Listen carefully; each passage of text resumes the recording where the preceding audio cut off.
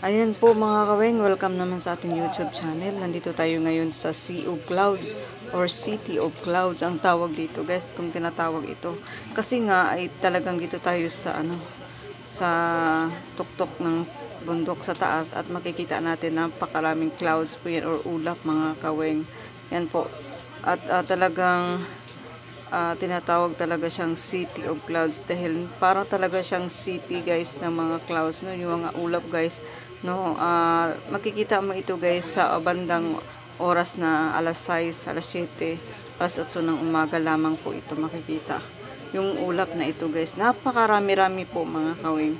So ito po ay nasa bandang Maragusan, Davao de Oro mga kawing, no. So ayan po, center of attraction kasi dito guys yung ulap.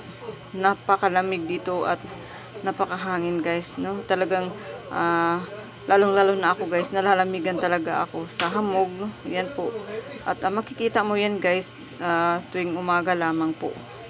Ayan po, dito marami din mga picture-picturean dito guys na mga pwede mong akyatan. Ayan. Sa mga may gusto nito guys, punta lang kayo sa Davao de Oro sa Maragusan. Ito po ay 60 pesos po ang entrance dito para makapasok po kayo rito.